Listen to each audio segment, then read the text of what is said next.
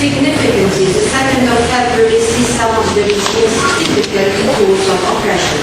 However, these tools are exercised on revolutionaries who for a whole week have been going through a step-by-step process of liberation from oppression and have to a great extent experienced salvation from the cut in the head.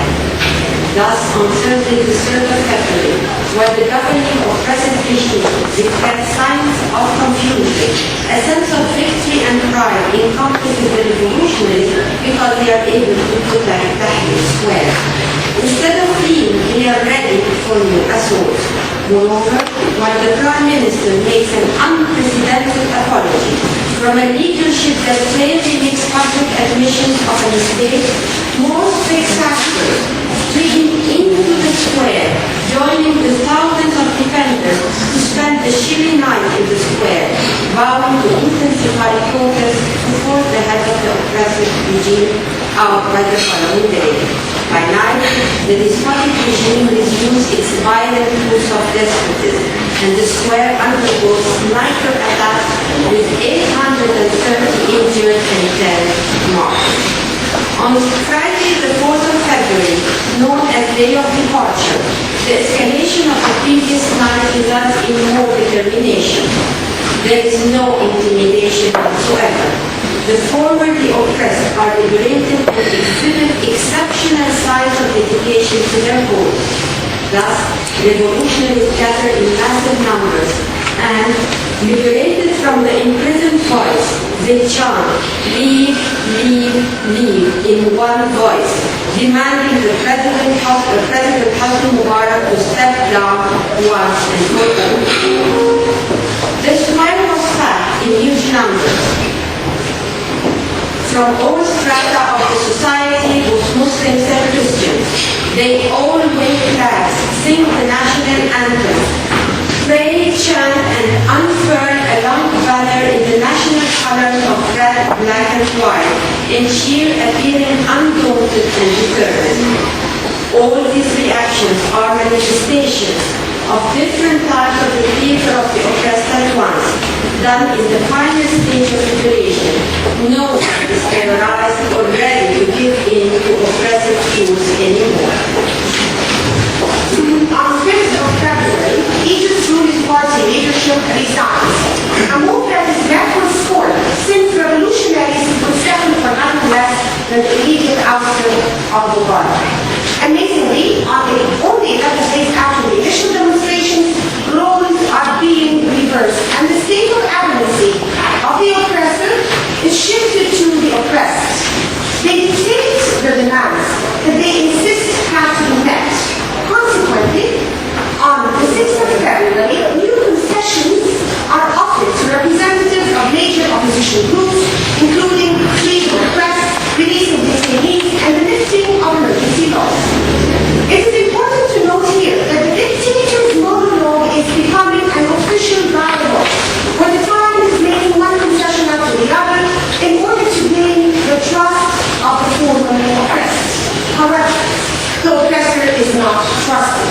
The revolution has reached a point where the oppressor has to succumb to the demands of the people.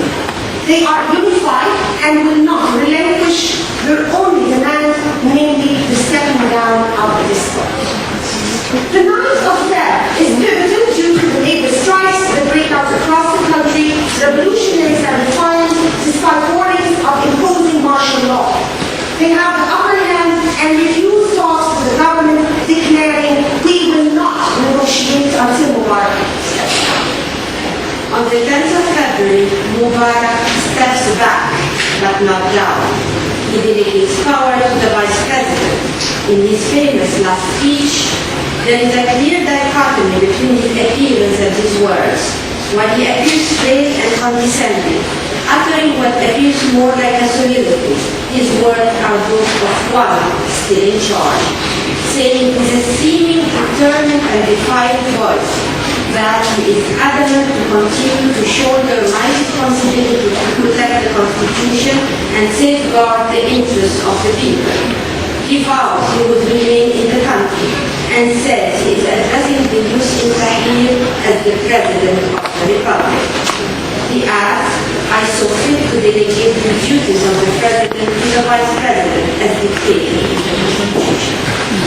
Hoping he would announce his resignation outright, protesters watched the speech in stunned silence, then slapped their hands to their forehead in anger, some crying or waving their shoes in the air in a sign of contempt. Immediately after he finished, they ordered him to leave. On 11th February, revolutionaries expanded their progress to all parts of Cairo, with large numbers assembled in front of the presidential palace as well as the state television building. The explosion of protests had an effect in complying with the unanimous request. The Vice President appears on state TV announcing that President Hosni Mubarak has decided to leave his position as President of the Republic. He has mandated the Armed Forces Supreme Council to run the state. This announcement was immediately followed by joyful celebrations across the country. Hundreds of thousands of protesters made the Egyptian flag, blew their car horns and shot celebratory shots in the air, marking the liberation from the authoritarian president. The theater of the oppressed has a transformative power. It engages participants in a commonly shared story of oppression. It thus has the ability to improve our skills, courage, and collective responses to resist the sources of our moral distress. It also enables us to gain insight into demoralizing forces and inspires us to act against them. Okay, just 2 or 3 more slides. We just wanted to show the difference